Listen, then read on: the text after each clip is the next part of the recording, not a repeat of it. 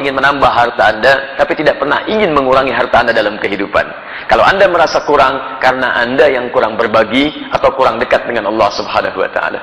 Paham sampai sini? Baik. Siapa yatim yang hadir pada subuh ini?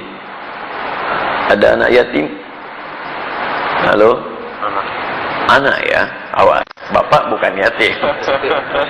Baik. Ada anak yatim di sini? Tidak ada. Baik, saya mau praktek ayat tadi. Kalau gitu nanti saya titip sama DKM, lihat orang sekitaran di sini ya.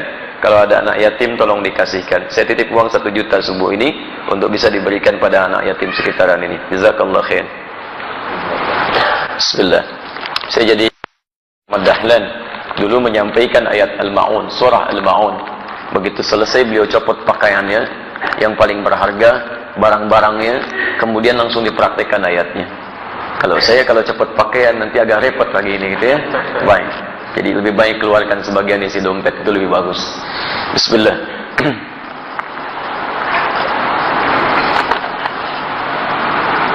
Tolong dijawab ya Ustaz. Saya sudah 2 kali pertemuan, pertanyaan saya tidak sempat dibaca.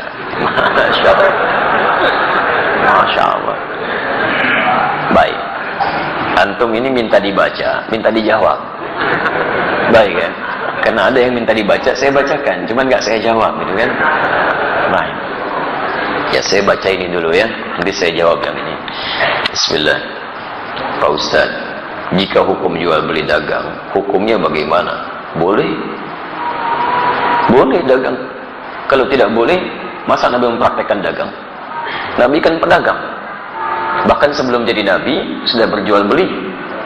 Beliau mengambil barang dagangan dari Sayyidah Khadijah, yang lantas kemudian menjadi istri tercinta beliau dalam kehidupannya, didampingi oleh Maisarah, kemudian berdagang sampai ke Syam, ya Masya Allah. Dan ketika berdagang, itu Nabi itu kalau dagang nggak pernah kembali modal Pak, nggak pernah kembali modal, kembali untung, untung lagi, untung lagi, untung lagi. Dan bukan cuma untung, yang berdagang dengan beliau, yang membeli itu senang. Nggak bisa terbayang nggak? Beliau untung, pedagang lain juga merasa nyaman, dan pembeli juga merasa senang. Jarang-jarang ada orang begitu. Ya, jarang-jarang. Kalau pedagang untung, biasanya pembeli kecewa, gitu kan? Baik, umumnya demikian. Baik, sedapat mungkin Anda tawar supaya mendapatkan kenyamanan-kenyamanan. Tapi kalau pembeli untung, pedagang kecewa. Silahkan cek, pembeli misalnya nawarnya kebangetan. Sudah beda 50 pun nggak dilepas juga, gitu kan? Baik, nah di sini menarik ini. Nabi itu kalau berjualan, pembeli senang, beliau untung. Sehingga semua orang tidak dirugikan dalam hal ini. Dan hebatnya nanti konsep dagangnya Nabi SAW, ketika diajarkan pada para sahabat, itu Masya Allah. Tidak ada di antara mereka yang juga kembali modal. Semuanya untung. Untung semuanya. Silakan Anda lihat. Ada sahabat Uthman bin Affan radhiyallahu ta'ala anhu.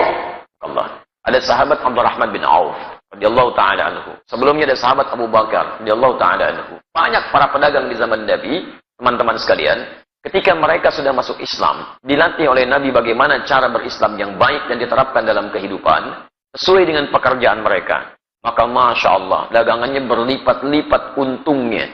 Bukan cuma untung dunia, tapi untung akhirat. Tidak sedikit di antara pedagang di masa Nabi, bukan cuma kaya dalam urusan dunia yang asetnya sampai sekarang masih ada, tapi juga dijamin surganya tanpa hisab. Saya beri contoh, Uthman bin Affan radhiyallahu ta'ala anhu. Sebelum masuk Islam, pebisnis. Setelah masuk Islam, kayanya luar biasa. Silakan antum, saya berdoa mohon pada Allah, kalau yang belum umrah, belum haji, insya Allah diikhtiarkan ya, ikhtiarkan. Insya Allah mudah-mudahan dipercepat oleh Allah Subhanahu Wa Taala untuk bisa berhaji atau umrah. Nanti saat ke Madinah main ke satu tempat, terdapat di dalamnya tapak-tapak kesuksesan Uthman bin Affan radhiyallahu ta'ala anhu. Di antaranya beliau masih punya aset sampai sekarang. Ada sumur yang pernah beliau bebaskan ketika dimonopoli oleh Yahudi. Mau minum, bayar. Kata Uthman, saya beli sampai semuanya akhirnya dibeli Uthman. Kemudian dibebaskan. Yang mau minum, ambil aja. Sekitaran area sekitarnya ada tanah cukup luas. Dibeli orang Uthman bin Affan radhiyallahu ta'ala anhu. Saya beli. Tanamin kurma. Yang lapar, ambil. Gak usah bayar. Yang haus, ambil. Gak usah bayar. Sampai sekarang area itu ada. Akan dibuat area perhotelan. royaltinya disimpan di Bank Saudi, disedekahkan kepada umat muslim atas nama sahabat Utsman bin Affan radhiyallahu taala anhu. Sampai sekarang masih ada. Abdurrahman bin Auf radhiyallahu taala anhu itu diembargo, ya bukan cuma diembargo, dirampas hartanya saat di Mekah. Pergi ke Madinah cuma pakaian yang melekat di badannya. Baik, begitu sampai di Madinah, diterima oleh orang paling kaya di Madinah. Kata orang ini, "Sami'tu annaka kunta ghaniyan bima ma'na." Saya dengar kamu jatuh fakir saat di Mekah. Kalau ingin kaya lagi, ambil setengah kekayaan saya. Kalau ingin menikah cari pasangan, pilih pasangan terbaik di sini. Maka saya akan fasilitasi. Masya Allah. Teman-teman sekalian, apa jawabannya? Jazakallahu khairan bima ma'na. Semoga Allah berikan balasan terbaik untuk Anda. Arini ainal aswaq. Cukup tunjukkan kepada saya di mana pusat bisnisnya. Dagang. Dipraktekkan ilmu dari Nabi. Modal cuma pakaian. 3 bulan. Jadi orang paling kaya nomor 3 di Madinah. 1 tahun jadi orang paling kaya di Madinah. Yang kapaknya saja terbuat dari emas. Kapaknya. Coba lihat. Orang terkaya di Lampung belum tentu punya kapak. Ya. Orang terkaya di dunia, Bill Gates, 1.300 triliun hartanya. Tanya, punya kapak gak? SMS tuh pagi ini, tanyain. Ya. Abdurrahman bin Auf setahun kapaknya terbuat dari emas. Modalnya apa? Cara bisnis Nabi. Nah, cara ini tidak menghalangi mereka untuk ibadah kepada Allah. Kaya dan soleh. Silahkan cek, buka kitabnya Imam An-Nawawi.